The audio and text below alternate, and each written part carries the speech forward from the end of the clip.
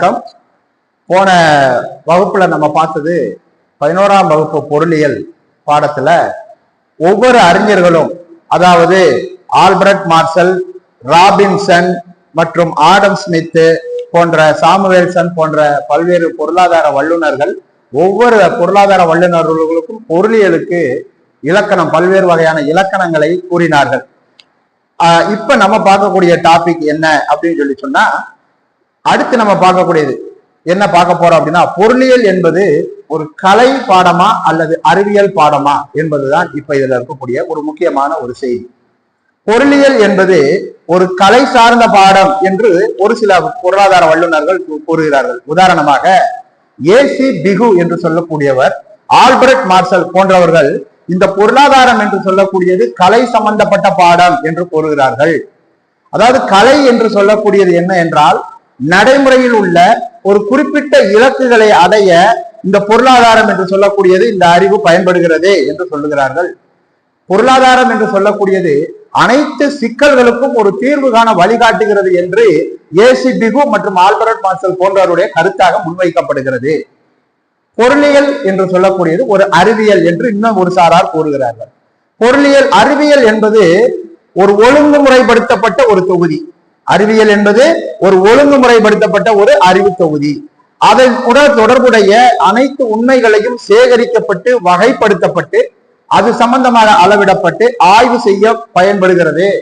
நான் ஏற்கனவே கூறியிருக்கிறேன், அரசியல் அறிவியல் பாடம் சொல்லும் பொழுது, அரசியல் அறிவியல் என்பது இது அறிவியல் பாடம். ஆனால் அறிவியல் என்பது ஆய்வகத்தில் சென்று சோதித்து ஆராய்ச்சி செய்து சொல்வது அல்ல என்று. அதே போல்தான் பொருளியல் என்று சொல்லக்கூடியதையும் ஒரு ஆய்வகத்தில் சென்று நாம் சோதித்து இந்த பொருள் அறிவியல் என்று நாம் இங்க யாரும் எந்த ஒரு அறிஞர்களும் இவற்றை சொல்லவில்லை. இந்த பொருள் அறிவியல் என்று சொல்லக்கூடியதும் இதுவும் அறிவுபூர்வமான பாடம்தான்.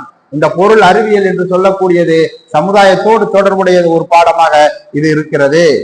அதன் பிறகு இந்த அறிவியல் விதிகள் பரிசோதனைகள் மூலம் சோதிக்கப்பட்டு எதிர்கால கணிப்புகளை உருவாக்குகின்றன. இந்த விதிகள் அனைவராலும் ஏற்றுக்கொள்ளப்படுகின்றன. உதாரணமாக இயற்பியல், வேதியியலை போன்று பொருளியலும் ஒரு அறிவியல் என்று ராபின்ஸ், ஜோர்டன் மற்றும் ராபர்ட்சன் போன்ற பொருளியல் வல்லுநர்கள் கருதுகின்றனர். பொருளியல் அறிவியலை போன்று பல ஒருமித்த பண்புகளை கொண்டுள்ளது. பொருளியல் என்பது அறிவியலை போன்று பல ஒருமித்த பண்புகளை கொண்டுள்ளது என்று சிலர் கூறுகிறார்கள். ஆகையால் பொருளியல் கலை அறிவியலாக கருதப்படுகிறது.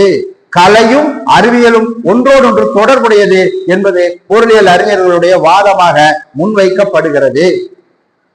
இந்த பொருளியல் என்று சொல்வதில் பொருளியல் இயல்புறை அறிவியல் மற்றும் நெறியுறை அறிவியல் என்று வாதிடப்படுகிறது. இயல்புறை அறிவியல் என்று சொன்னால் என்ன? இயல்புறை அறிவியல் என்று சொன்னால் உள்ளதை உள்ளவாறு சொல்வதுதான் இயல்புறை அறிவியல் என்பது சொல்லப்படுகிறது. அதாவது ஒரு பிரச்சனையை அல்லது ஒரு சிக்கலை உண்மையில் அடிப்படையில் அதன் காரணங்களின் மூலம் இது ஆய்வு செய்கிறது.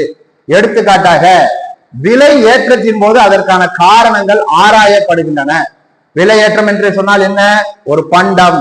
பொருளாதாரத்தை பொறுத்த வரைக்கும் எப்பொழுதுமே பண்டம் மற்றும் பணிகள் என்று சொல்லக்கூடிய வார்த்தை தொடர்ந்து வந்து கொண்டே இருக்கும்.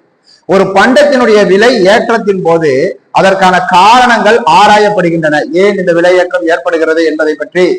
நெறியுறை அறிவியல் எதுவாக இருக்க வேண்டும் என்ற வினாவிற்கு விடை அளிப்பதாக இருக்கும். இது எதுவாக இருக்க வேண்டும் என்பதை இப்படிப்பட்ட வினாவிற்கு விடை அளிக்கக்கூடியதாக இந்த நெறியுறை அறிவியல் என்பது உள்ளது.